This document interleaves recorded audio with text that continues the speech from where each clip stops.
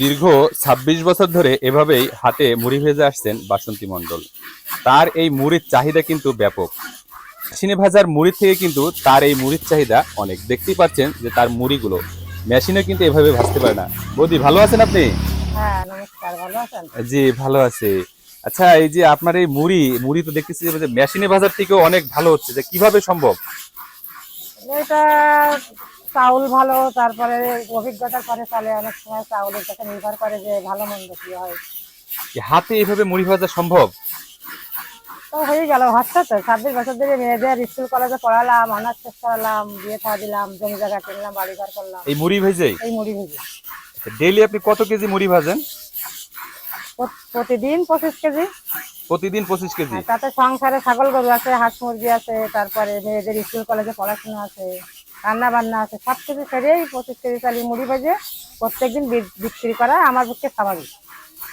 Daily আপনার এই যে কত টাকার মুড়ি বিক্রি করেন আপনি? এখন আর বেশি লাভ থাকে না। এখন তো কোনো কাজে খরিদ্দারকে চাহিদা হিসেবে বেশি ভাই যায়। এখন এই বিভিন্ন জায়গায় মেশিন ফেশিন উঠে যায়। এখন আমাদের মানে লাভের ভাগ, চাউলের দাম বেড়ে যায়, লাভের ভাগ কম কম হয়ে যায়।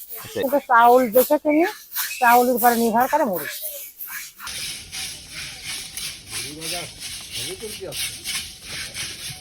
মনে হচ্ছে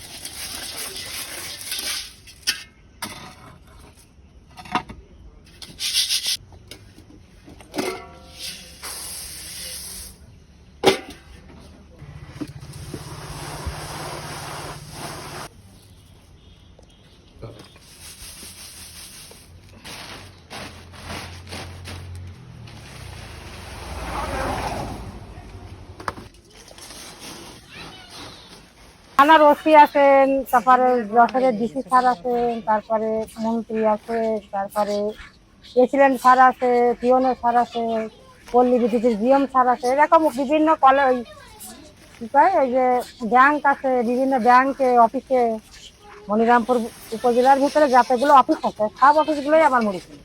সবাই আপনার মুড়ি কেনে? হ্যাঁ, সবাই আমার মুড়ি কিনে। টিআই স্যার আছেন, ইঞ্জিনিয়ার অফিস, সমবায় অফিস, সমাজ সেবা অফিস, সব স্যারেরাই মুড়ি কিনে।